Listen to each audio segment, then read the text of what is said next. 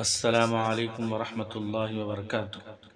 فیضان سعادت چینل کی طرف سے آپ حضرات کی خدمت میں حالات حاضرہ کے عنوانات پر نئے نئے بیانات پیش خدمت ہیں۔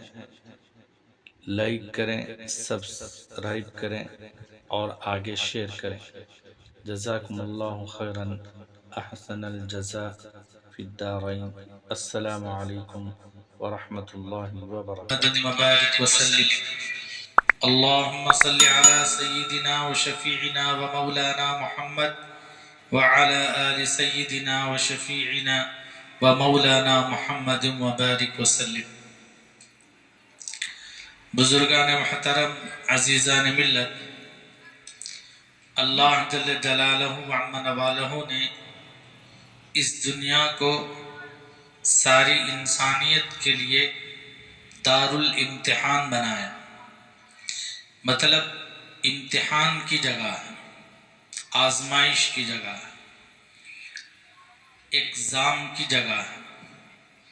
ہم امتحان بولتے ہی ہمیں کیا سمجھ میں آتا ہے؟ امتحان بولتے ہی ہمیں سمجھ میں آتا ہے جو ہمارے بچے ہیں، جو اسکولوں میں پڑھتے ہیں، کالجوں میں پڑھتے ہیں، جو بڑے بڑے یونیورسٹیوں میں پڑھتے ہیں، ان بچوں کا امتحان اور ایگزام سمجھ میں آتا ہے۔ اب جو بچے اسکول کی تعلیم ہو، کالج کی تعلیم ہو یا مدرسے کی تعلیم ہو، ان بچوں میں دو طرح کے بچے ہوتے ہیں۔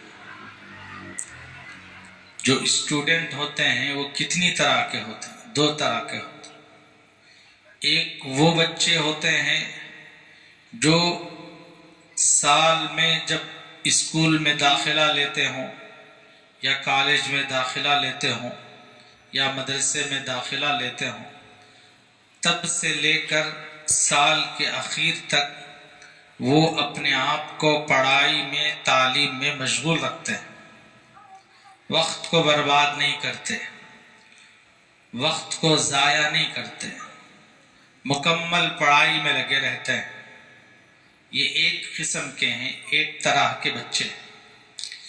ایک وہ ہوتے ہیں جو سال بھر کھیل کود میں صرف کر دیتے ہیں، تعلیم میں مشغول نہیں رہتے، وقت کو ضائع برباد کر دیتے ہیں۔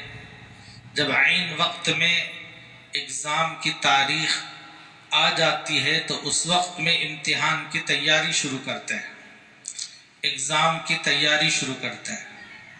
ایگزام تو ان بچوں کو بھی لکھنا ہے جو سال کے شروع سے آخر تک محنت کر رہے ہیں، ان بچوں کو بھی لکھنا ہے جو اپنے اوقات کو برباد کر دیے، جو اپنے اوقات کو کام میں نہیں لائے۔ لیکن ان دونوں میں فرق یہ ہے کہ جو بچے شروع سال سے لے کر آخر تک جب تاریخ آتی ہے تب تک محنت کرتے ہیں، جب ان کے سامنے ایگزام کا پرچہ آتا ہے، امتحان کا پرچہ آتا ہے، تو ان کو اتنی فکر اور اتنی آزمائش نہیں ہوتی جتنی ان بچوں کو ہوتی ہے جو بچے اپنے اوقات کو کھیل کود میں ضائع کر دیے، برباد کر دیے۔ یہ ایک مثال ہے۔ ایسے ہی اللہ رب العزت نے انسان کو جب ماں کے پیٹ سے جب پیدا ہوا تب سے لے کر قبر کے پیٹ تک جانے تک اس کی دو طرح کے لوگ ہوتے ہیں۔ ایک وہ لوگ ہوتے ہیں جو اللہ کی فرما برداری کرتے ہیں اور اس کے احکام کے مطابق زندگی گزارتے ہیں، اس کی نافرمانی نہیں کرتے، اپنے رسول کے بتائے ہوئے طریقے کے مطابق زندگی گزارتے ہیں، طریقوں کو ناکام نہیں کرتے بلکہ کامیابی سمجھتے ہیں۔ یہ لوگ بھی زندگی گزارتے ہیں، ان پر بھی حالات آتے ہیں۔ کچھ وہ لوگ ہوتے ہیں جو کبھی اللہ کی اطاعت نہیں کی، کبھی اللہ کے گھر کو نہیں آئے، کبھی رسول اللہ صلی اللہ علیہ وسلم کے طریقے کے مطابق زندگی نہیں گزارے، صرف ماں کے پیٹ سے پیدا ہوئے، مسلمان کے گھر میں پیدا ہوئے، صرف اسلام ان کا ایک شان ہے، نام ہے، لیکن احکام اور طریقے اسلام کے ان کی زندگی میں نہیں ہیں۔ ان دونوں قسم کے آدمیوں کو آزمائش اللہ رب العزت نے دنیا میں رکھا ہے۔ میں نے قرآن مجید کی آیت شریفہ جو آپ حضرات کے سامنے تلاوت کی، جس میں اللہ رب العزت فرماتا ہے وَلَنَبْلُوَنَّكُمْ، ہم تمہیں یہاں آزمائیں گے، امتحان لیں گے، ہم تمہیں پرکھیں گے کہ کون کیسا نکھرتا ہے، کون کیسا پاتا ہے، ہم دیکھیں گے، جانچیں گے۔ جیسے ایک مٹی بنانے والا، مٹکا بنانے والا، مٹکا بنانے کے بعد اس کو جانچتا ہے، پرکھتا ہے، اس کو اپنی انگلی سے اس مٹکے کو مار کر دیکھتا ہے کہ اس میں آواز آتی ہے کہ نہیں آتی۔ ایسے ہی اللہ تبارک و تعالی انسان کو حالات لا کر آزماتے ہیں کہ ان آزمائش میں یہ برابر نکھرتا کہ نہیں نکھرتا، برابر اترتا کہ نہیں اترتا۔ اور وہ آزمائش کیا ہیں جن سے اللہ تبارک و تعالی اپنے بندوں کو آزماتے ہیں، کیسے چیزوں سے آزماتے ہیں، اس کا ذکر بھی اللہ نے قرآن مجید میں صاف تفصیلاً فرمایا۔ بِشَيْءٍ مِّنَ الْخَوْفِ، سب سے پہلی آزمائش انسانوں پر جو آتی ہے وہ خوف کی آتی ہے، ہیبت کی آتی ہے، ڈر کی آتی ہے، کہ خوف ایسا ہوگا صبح بیدار ہونے سے لے کر شام بستر پر آنے تک اس کی زندگی ایسی ہوگی کہ کب کیا ہونے والا ہے، کب کیا ہوگا، کیسا ہوگا، کون کیا کرے گا، کیسی مصیبت آئے گی، کیسی تکلیف آئے گی۔ صبح سے شام تک اسی حالت میں ہماری زندگی گزرتی ہے، خوف سے زندگی گزرتی ہے۔ یہ خوف بہت بڑی آزمائش ہے۔ خوف کیسے نکلتا ہے اور خوف کیسے دور ہوتا ہے، اس کو بھی اللہ رب العزت نے قرآن مجید میں بیان فرمایا۔ ان الذین اقاموا الصلاۃ وآتوا الزکاۃ لهم اجرهم عند ربهم ولا خوف علیہم ولا هم یحزنون، جو لوگ ایمان لائے، نماز قائم کیے اور زکوٰۃ ادا کیے، تو ان دونوں چیزوں کے ادا کرنے پر اللہ کے نزدیک ان کا مقام اتنا ہے کہ یہ نہ کبھی ان پر خوف ہوگا، نہ کبھی یہ غمزدہ ہوں گے۔ میں نے اس سے پہلے بھی خوف کی یہ تعریف کی ہے، جس کو خوف سے امن مل گیا سمجھو اس کو بہت بڑی نجات مل گئی۔ جس کے اندر ہمیشہ خوف رہا کب کیا ہونے والا ہے، تو وہ آدمی بڑے خطرے میں رہتا ہے۔ آدمی سب کچھ ہونے کے باوجود بھی دل ہی دل کے اندر اسے ایک قسم کی ڈر، ایک خوف کا احساس ہوگا، کب کیا ہوگا۔ یہ بہت بڑی خطرے کی بات ہے۔ اس خطرے سے آدمی کو اسی وقت اللہ نجات دیتے ہیں جس کو اللہ نماز کی توفیق دیتے ہیں اور اپنے راہ میں اللہ مال خرچ کرنے کی توفیق دیتے ہیں۔ جب ان دو توفیقوں سے آدمی سرفراز ہوتا ہے، کامیاب ہوتا ہے، تو اللہ اس کو خوف سے نجات دیتے ہیں۔ اور دوسری چیز بِشَيْءٍ مِّنَ الْخَوْفِ، خوف سے آزماتے ہیں، وَالْجُوعِ، بھوک، بھوک سے آزماتے ہیں۔ میرے دوستو، یہ ایسی چیزیں ہیں، خوف اور بھوک، ہمیں تو اس کا پتہ نہیں ہے بھوک کی آزمائش کا۔ بھوک کی آزمائش ہی کے لیے اللہ نے رمضان رکھا تھا کہ بھوک کیا چیز ہوتی ہے، بھوک کا احساس کیا ہوتا ہے۔ صبح صادق سے لے کر غروب آفتاب تک آدمی پانی سے اور دیگر تمام چیزوں سے اس کو بچائے رکھا، اس لیے بچائے رکھا کہ بھوک کا احساس دلانے کے لیے بچائے رکھا۔ دنیا میں کچھ لوگ ایسے ہیں کہ جن کو ایک وقت ملتا ہے تو ایک وقت نہیں ملتا، ایک وقت کھاتے ہیں تو ایک وقت نہیں کھاتے۔ تو ان لوگوں کا خیال کس کو رکھنا ہے؟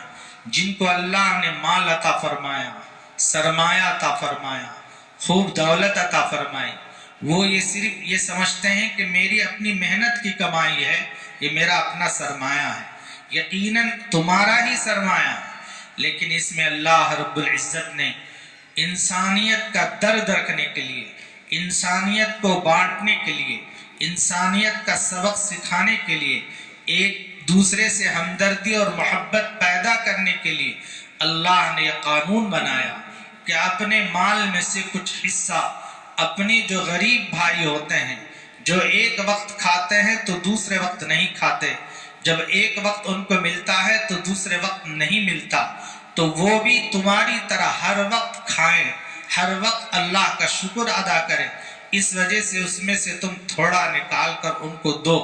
یہ اللہ نے قانون بنایا، اس لیے بنایا تاکہ ایک دوسرے کی محبت قائم رہے، ایک دوسرے کے دل جڑے رہیں۔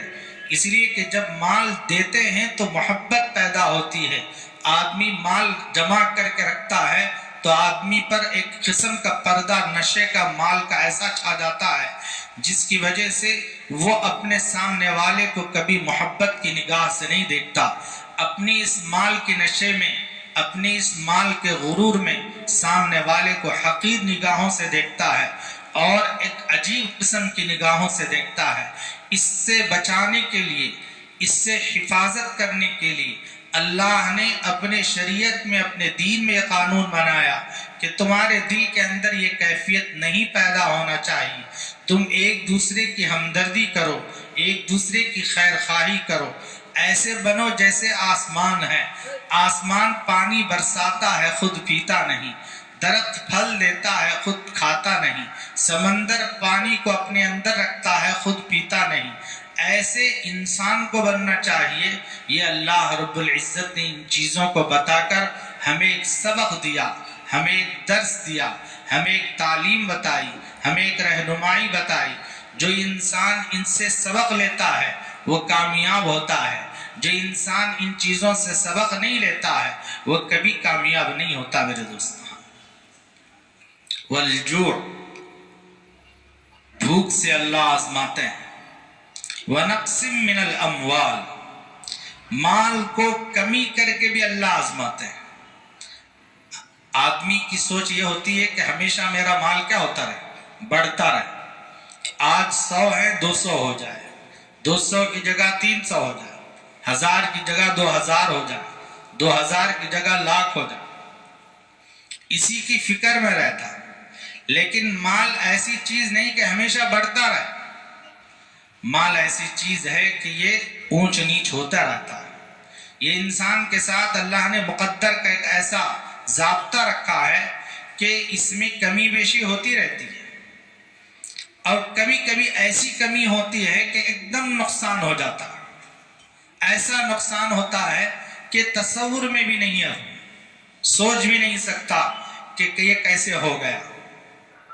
تو یہ اللہ آزمانے کے لیے کبھی کبھی ایسا بھی کرتا ہے، ایک دم نقصان پہنچا دیتا ہے۔ تو اسی لیے اللہ فرماتے ہیں نقصان ہماری طرف سے آتا ہے، نفع بھی ہماری طرف سے آتا ہے، نقصان کے بھی مالک ہم ہیں، نفع کے مالک بھی ہم ہیں۔ پھر اس کے بعد اللہ نے فرمایا والثمرات، پھلوں میں کمی پیدا کر کے بھی اللہ آزماتے ہیں۔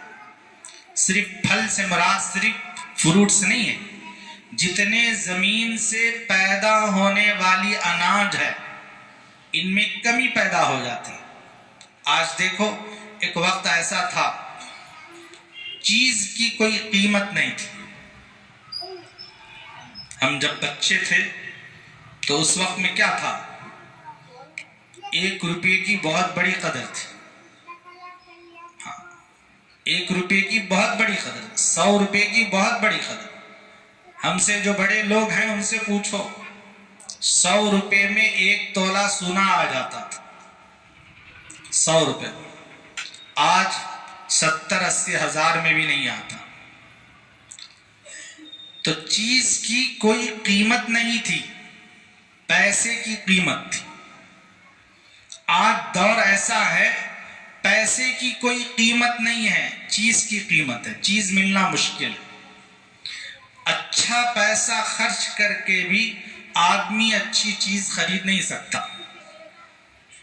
1 ڈزن کیلا لینے جاؤ 70-80 روپے خرچ کر کے بھی ہم کو اس میں 2-3-4 کیلے سڑے ہوئے ملیں گے، 2-3 آم سڑے ہوئے ملیں گے، دودھ پانی میں ملے گا، ہر چیز میں نقصان ہی نقصان، پیسہ ہزاروں خرچ کر کے بھی آدمی صحیح چیز حاصل نہیں کر سکتا۔ تو اناج ایک وقت ایسا تھا کہ گھر بھر کر لوگوں کے گھروں میں ڈھیر لگا رہتا تھا اناج کا۔ زمانہ ایسا تھا جس گھر میں اناج رہتا اس گھر میں لوگ کہتے کہ ہماری بچی کو اگر اس گھر میں بیاہ کر کے دے دیا جائے تو ہماری بچی کبھی بھوکی نہیں رہے گی، لوگ ایسا کہتے تھے۔ اور جو نوکری کرنے والے ہوتے تھے ان سے کہتے تھے یہ نوکر ہے، حکومت کا غلام ہے، اس کو اگر بچی دے تو میری بچی بھوکی رہے گی، اس طرح سمجھتے تھے۔ دور ایسا بدلا کہ جو کھاتا پیتا ہے اس کو اگر بچی دے تو سمجھتے ہیں کہ میری بچی ختم، جو نوکر ہے، جو کمپنی میں کام کرتا ہو یا حکومت کا سروے کرتا ہو، ملازم ہو، اس کو اگر دے تو کامیاب ہو جائے۔ دور ایسا بدلا، دنیا نظام ایسا بدلے۔ تو عرض کرنے کا مطلب یہ ہے کہ اللہ چیزوں سے آزماتے ہیں۔ اب یہ آزمائش ہر ایک پر آتا ہے، جو فرما بردار ہے اس پر بھی آتے ہیں، جو نافرمان ہے اس پر بھی آتے ہیں۔ لوگ کہتے ہیں کہ فرما برداروں پر کیوں آئے آزمائش، یہ تو اللہ کا بندہ ہے، اللہ کے حکم کی اطاعت کرتا ہے، قرآن پڑھتا ہے، ذکر کرتا ہے، نماز پڑھتا ہے، سب کچھ کرتا ہے، اس کو کیوں مصیبت آئے؟ اگر اللہ اس سے محبت کرتا ہے تو محبت کرنے والے کو تو آرام دیا جائے، سکون دیا جائے، محبت کرنے والے کے ساتھ اچھائی سے پیش آئے۔ ایسا کوئی محبوب ہوتا ہے جس سے محبت بھی کرے اس کو تکلیف بھی دے، جس سے محبت بھی کرے اس کو ستائے بھی، جس سے محبت بھی کرے اس کو رلائے بھی؟ ایسا کوئی محبوب ہے؟ ہاں ہے میرے دوست، یہ دنیا کا قانون ہے۔ اللہ کو اللہ کے نبی سے کتنی بڑی محبت ہے کہ نہیں؟ نبی علیہ السلام سے اللہ کو اتنی محبت ہے، اتنی محبت ہے، اسی محبت کی بنیاد پر اللہ جل جلالہ عم نوالہ نے قرآن مجید جو اتنی بڑی کتاب ہے، آسمانی صحیفہ ہے، اتنا بڑا معجزہ ہے، اس پورے کلام میں اللہ نے کبھی اپنے نبی کو نام سے نہیں پکارا، یا محمد نہیں کہا تو یا ایہا النبی کہا، یا ایہا الرسول کہا، یا ایہا المدثر کہا، یا ایہا المزمل کہا، یاسین کہا، طٰہٰ کہا۔ یہ سب حضور صلی اللہ علیہ وسلم کے القاب ہیں، آپ کے نام نامی۔ محبت کی بنیاد پر اللہ نے نام بھی نہیں لیا اپنے نبی کا۔ پھر جب نام نہیں لیا اللہ تبارک و تعالی تو قانون یہ بنایا، جو انبیاء کی جو معصوم جماعت ہے، یہ سب سے زیادہ دنیا میں آزمائی جانے والی جماعت ہے۔ ان پر سب سے زیادہ تکلیفیں آئیں گی، ان پر سب سے زیادہ مصیبتیں آئیں گی۔ جو جتنا اللہ کے قریب ہوتا ہے وہ اتنا زیادہ اللہ اس کو کیا کرتے ہیں؟ امتحان میں اس کو آزماتے ہیں۔ یہ اللہ کا قانون ہے۔ انبیاء علیہ السلام تو حضور اکرم صلی اللہ علیہ وسلم سے محبت ہونے کے باوجود بھی آپ کے راستے میں کانٹے بچھائے گئے، آپ کو مارا گیا، برا بھلا کہا گیا، کسی نے پاگل کہا، کسی نے مجنوں کہا، کسی نے جادوگر کہا، کسی نے کاہن کہا۔ اگر میں آپ کو جادوگر کہوں، اگر میں آپ کو پاگل کہوں، آپ مجھے گلے لگائیں گے؟ گلے لگائیں گے؟ کوئی گلے نہیں لگائے۔ صرف عزت سے اگر ہم بات نہیں کرے تو ہی ہم اس سے بات کرنا چھوڑ دیتے ہیں۔ بتاؤ، قوم نبی کو پاگل کہہ رہی ہے، نبی کو مجنون کہہ رہی ہے، نبی کو جادوگر کہہ رہی ہے، اور نبی قوم کے لیے کیا کہہ رہے ہیں؟ نبی قوم کے لیے کہہ رہے ہیں یہ میری قوم نادان ہے، جانتی نہیں، مجھے پہچانتی نہیں، اے اللہ اس کو ہدایت دے، اے اللہ اس کو کامیاب کر۔ نبی کی سوچ، آپ کے اخلاق، آپ کے کردار، آپ کی بڑائی اپنی امت کے متعلق یہ ہے۔ اس کے بعد جو اللہ کے جتنا قریب ہوتا ہے اللہ اس کو اتنا آزماتا ہے۔ اسی لیے حضرات علماء فرماتے ہیں فرما برداروں پر حالات کا آنا ان کے درجوں کا بلند ہونے کا ذریعہ۔ دنیا میں بھی درجے بلند ہوتے ہیں، آخرت میں بھی ان کے درجے بلند ہوتے ہیں۔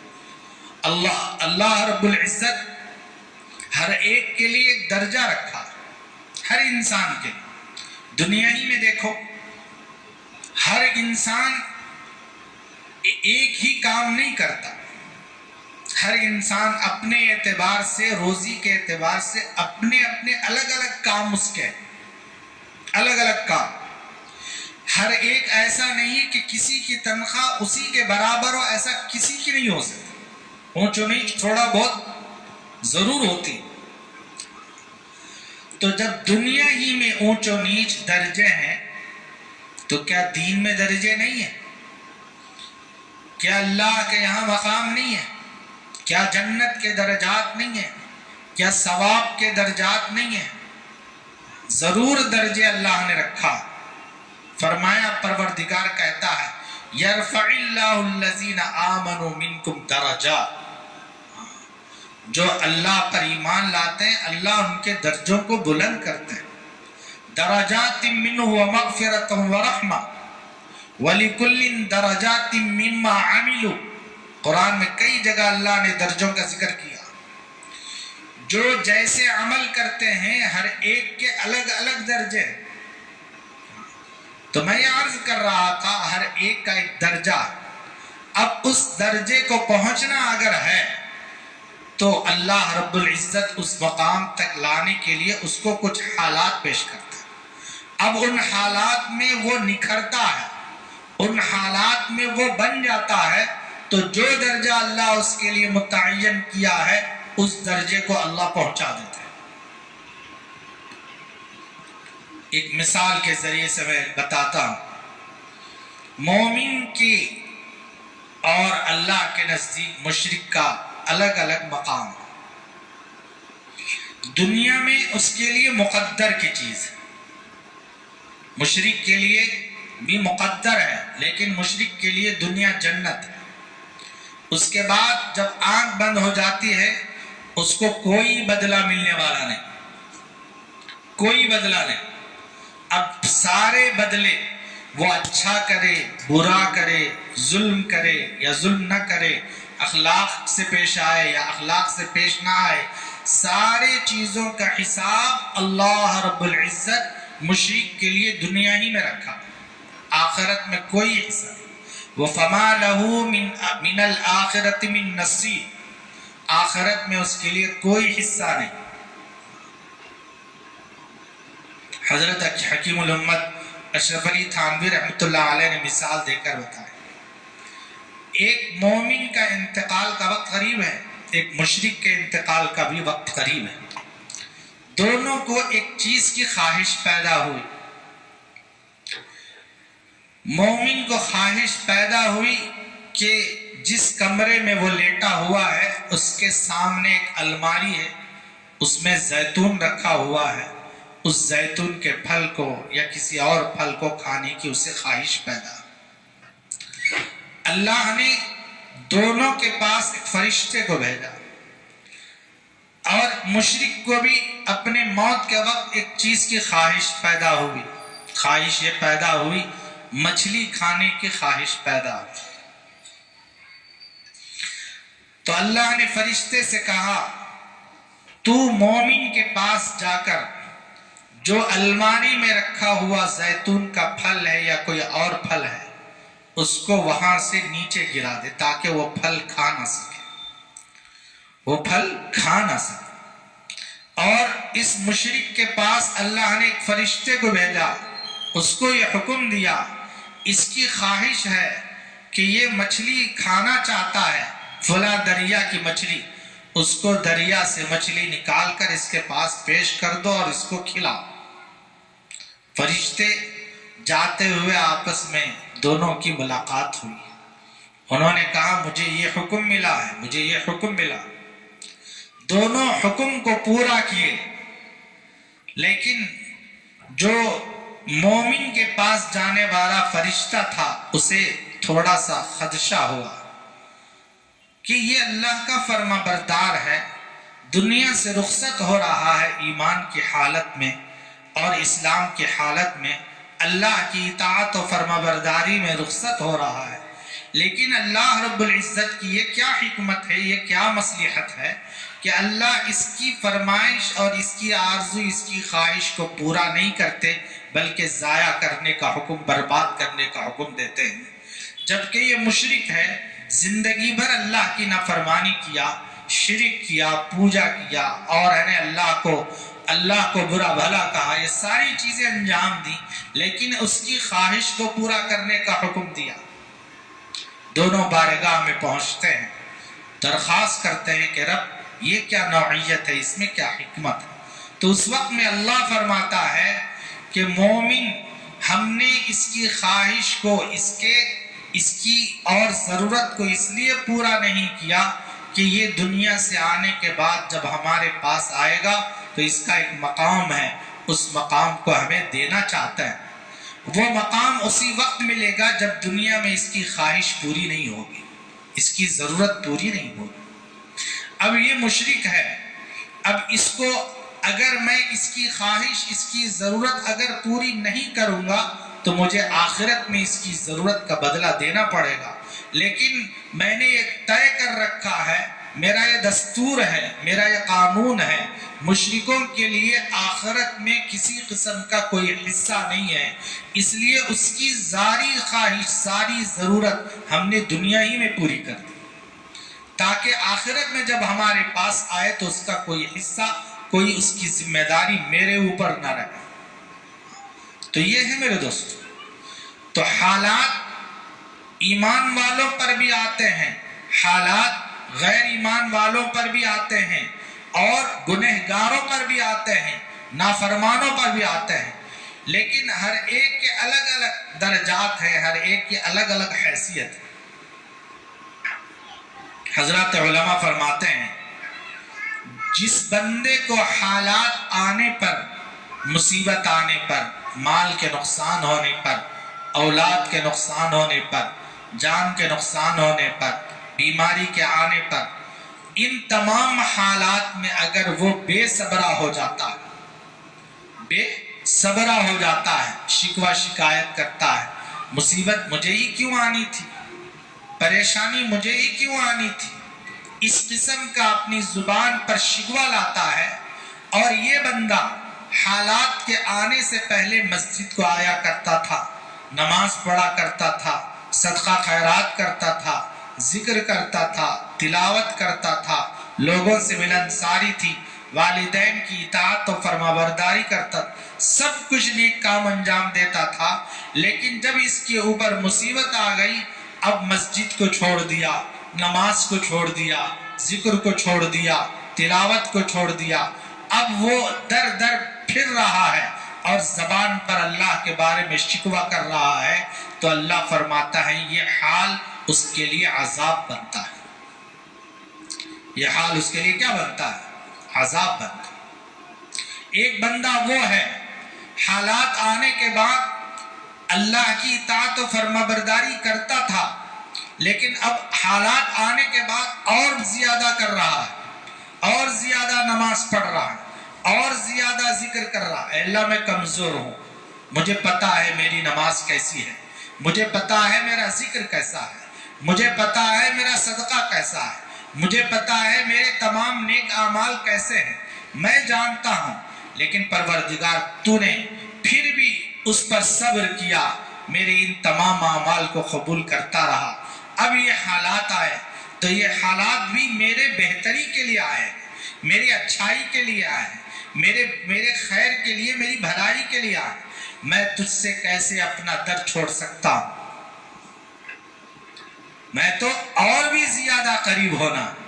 اس کی مثال ایسی ہے جیسے بچہ، چھوٹا بچہ، 6-7 سال کا بچہ کوئی غلط کام کرتا ہے، ماں کے خلاف کام کرتا ہے، ماں اس کو سدھارنے کے لیے 2-4 تماچے لگاتی ہے، 2-4 تھپڑ مارتی ہے، حالانکہ ماں کو معلوم ہے کہ 2-4 تھپڑ مارنے پر بچہ روئے گا، اس کو تکلیف ہوگی، اس کی آنکھوں سے آنسو نکلے، لیکن اس کو سدھارنے کے لیے آئندہ اس قسم کا غلط کام نہ کرے، آئندہ اس قسم کی غلطی نہ کرے، اس کے لیے ماں 1-2 تھپڑ لگاتی ہے۔ لگانے کے بعد بچہ، میری ماں نے مجھے مارا ہے، اب میں اس گھر میں نہیں رہوں گا، یہ کہہ کر بچہ گھر سے دور نہیں جاتا، بلکہ جتنا بچے کو ماں مارتی ہے بچہ اتنا ہی ماں کے قدموں کو لپٹ لیتا، اتنا ہی اور قریب آتا ہے، اس کے پلو کو لپٹ لیتا ہے، اس کے پیچھے سے آ کر اس کے گریبان کو پکڑ لیتا ہے۔ اسے معلوم ہے محبت، یہ مار رہی ہے تو محبت سے مار رہی ہے، مجھے پناہ ملے گی بھی تو یہیں سے پناہ ملے گی، مجھے راحت ملے گی تو یہیں سے راحت ملے گی، مجھے سکون ملے گا تو یہیں سے ملے گا۔ ایک ایمان والے کی سوچ بھی یہی ہوتی ہے، مجھے اتنی پریشانیاں آئیں، اتنی تکلیفیں آئیں، اتنی مصیبتیں آئیں، تو مجھے راحت ملے گی تو بھی میرے رب سے ملے گی، میرے رب کے در سے ملے گی، میرے رب کے سامنے جھکنے سے ملے گی۔ میں رب کو چھوڑ کر کہاں جا سکتا ہوں؟ میں رب کو چھوڑ کر کہاں بھاگ سکتا ہوں؟ میں کہاں دوڑ سکتا ہوں؟ مجھے تو ایک نہ ایک دن یہیں لوٹ کر آنا ہے اور یہیں گڑ گڑانا ہے، یہیں رونا ہے، مجھے آرام یہیں ملے گا، مجھے راحت یہیں ملے گی، مجھے سکون یہیں ملے گا۔ ایک ایمان والا، ایک صحیح عقل رکھنے والا، ایک صحیح مومن کی نشانی یہ ہوتی ہے۔ اس لیے اللہ نے فرمایا وَبَشِّرِ الصَّابِرِينَ، صبر کرنے والوں کو بشارت دو، خوشخبری دو۔ حالات آئیں گے میرے دوستوں، عجیب سے عجیب حالات آئیں گے۔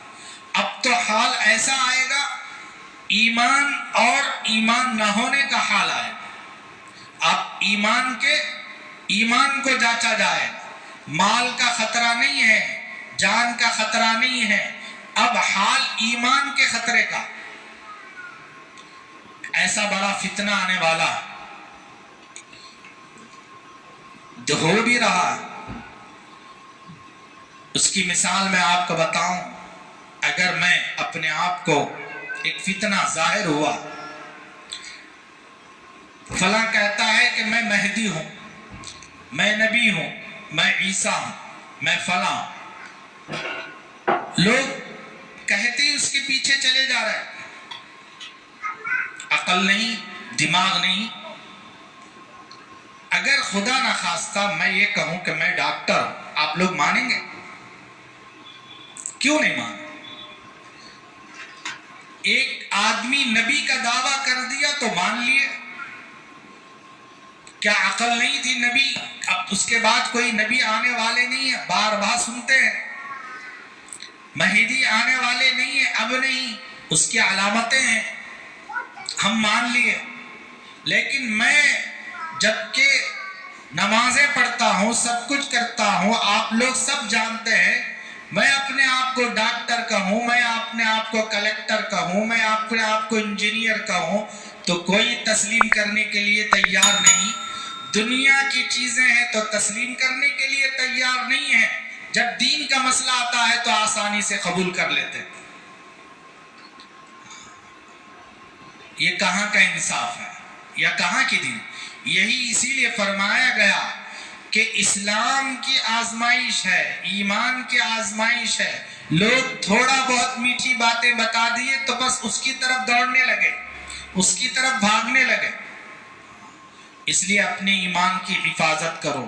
اپنے ایمان کی حفاظت کب ہوگی؟ ایمان کی حفاظت اسی وقت ہوگی جب ہم برابر وقت پہ نمازیں ادا کرتے رہے، برابر وقت پہ اللہ کو یاد کرتے رہے، برابر وقت پہ اللہ کی اطاعت و فرما برداری کرتے رہے، تو ہمارا ایمان محفوظ رہے گا۔ اگر ہم پچھلے دنوں کی طرح، پچھلی زندگی کی طرح اپنی ہی ڈگر پر زندگی گزارتے رہے تو یاد رکھو ایمان ہمارا خطرے میں، ہم سے زیادہ ہماری نسل کا ایمان اور خطرے میں۔ تو میرے عرض کرنے کا مطلب یہ ہے، ہمارے آنکھوں کے سامنے ایک علاقے کے اوپر ایسے حالات آئے، ان کی زبان سے کبھی یہ شکوہ نہیں نکلا کہ ہمارے رب نے اتنی مقدس تر زمین پہ ہم رہتے ہوئے ہماری جان کو خطرہ ہے، ہمارے بچے شہید ہو گئے، ہماری بیویاں بیوہ ہو گئے، بچے یتیم ہو گئے، کھانے کو کھانا نہیں، وقت پر سونا نہیں، وقت پر پینا نہیں، اور ان کے لیے نہ گھر ہے، نہ زمین ہے، نہ آسمان ہے، سب برابر ہے، لیکن زبان پر شکوہ نہیں میرے دوست، صبر کرتا۔ وبشر الصابرین، ایسی حالت میں بھی وہ نماز نہیں چھوڑ رہا، ایسی حالت میں بھی وہ اللہ کو یاد کرنا نہیں چھوڑ رہا، ایسی حالت میں بھی وہ کسی کے سامنے ہاتھ نہیں پھیلا رہے، ایسی حالت میں بھی وہ بھیک نہیں مانگتے، اپنا شکایت کسی کے سامنے نہیں کرتے۔ وہ قوم ہے، وہ حضرت سیدنا ایوب علیہ السلام کی قوم ہے، وہ حضرت سیدنا ابراہیم علیہ السلام کی قوم ہے، وہ حضرت سیدنا عیسیٰ علیہ السلام کی قوم ہے، وہ حضرت سیدنا موسیٰ علیہ السلام کی قوم ہے۔ حضرت ایوب علیہ السلام نے جب آپ کے پاس اللہ نے ہر قسم کی دولت دی تھی، مال بھی تھا، محلات بھی تھے، اولاد بھی تھی، بکریاں بھی تھی، اناج بھی تھا، ہر قسم کی نعمتوں سے اللہ نوازا تھا، اس وقت میں وہ عبادت کرتے تھے۔ تو شیطان نے آ کر اللہ سے کہا، اے اللہ تو نے ایوب کو یہ ساری چیزیں عطا فرمائی ہیں، اب وہ عبادت نہیں کرے گا تو کیا کرے گا؟ شکریہ میں اس کو ساری نعمتیں ملے، اب اس کو ضرورت ہی کیا؟ ہاں، عبادت اس وقت کرنا ہے جب یہ ساری چیزیں اس کی چھن جاتی ہیں، تب یاد کرتا، یاد نہیں کرتا۔ میں آزمانا چاہتا ہوں، میں دیکھنا۔ ٹھیک ہے، اللہ نے ساری چیزیں چھین لی، گھر چھین لیا، اولاد ختم ہو گئی، مال ختم ہو گیا، بکریاں ضائع ہو گئے، جنگلات ختم ہو گئے، سب چھین لیے گئے، یہاں تک کہ ان میں بیماری بھی آ گئی۔ اس وقت میں حضرت ایوب علیہ السلام اور بھی اللہ کو یاد کرنے لگے۔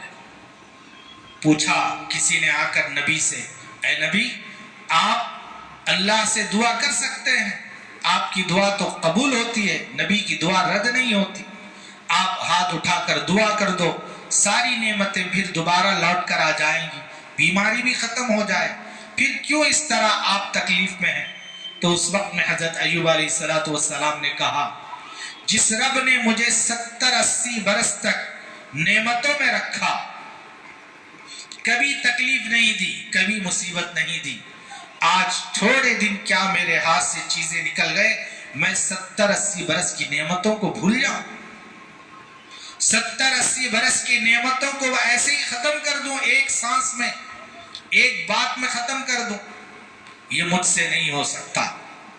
اب اس حال میں میرا رب روز میرے پاس آ کر ہی مجھے سلام کرتا ہے، السلام علیکم یا ایوب، اے ایوب تجھ پر سلامتی ہو۔ جب میں اللہ کی طرف سے سلام سنتا ہوں تو میری ساری مصیبت ختم ہو جاتی۔ پھر اس کے بعد اچھے دن آئے، جیسا ہمارے وزیر اعظم کہتے ہیں اچھے دن آئیں گے، انشاءاللہ یقیناً آئیں گے۔ تو حضرت ایوب علیہ السلام اچھے دن آئے تو اس وقت میں یوں کہا، کسی نے کہا بیماری کے وقت کا زمانہ اچھا تھا یا اب صحت کا زمانہ اچھا ہے؟ تو حضرت ایوب علیہ السلام نے کہا، جب میں بیمار تھا تو میرے رب سے روز ملاقات ہوتی تھی، میرا رب میرا حال دریافت کرتا تھا روزانہ، جب مجھے صحت نصیب ہو گئی تو میرا رب مجھ سے حال نہیں پوچھتا۔ اس ایوب علیہ السلام کے متعلق قرآن میں اللہ نے ان کی شان میں کیا الفاظ بیان کیے؟ نعم العبد کا، بہترین بندہ ہے ایوب، وَاذْكُرْ عَبْدَنَا ایوب، ان کا ذکر کیا قرآن مجید میں اور فرمایا نعم العبد انہو اواب۔ میرے دوستو، یہ ساری باتیں بتانے کا مقصد یہ ہے، ہم امت مسلمہ آج کے اس دور میں حالات سے ہم گزر رہے ہیں، لیکن جب گزر رہے ہیں تو ہمارا یہ حق ہے کہ ہم پیچھے نہ ہٹیں بلکہ قریب آئیں، اللہ کے در کی طرف آئیں، اللہ کی طرف رجوع۔ جتنا ہم اللہ کی طرف آئیں گے حالات ہمارے اتنا پیچھے ہٹیں گے۔ اگر ہم اللہ کو چھوڑ کر بھاگیں گے، دوڑیں گے دوسری طرف، تو وہ حالات ہمارے پیچھے ایسے ہی لپکتے رہیں۔ حالات لانے والی ذات اللہ کی ہے، اسی لیے ہر چیز ہمیشہ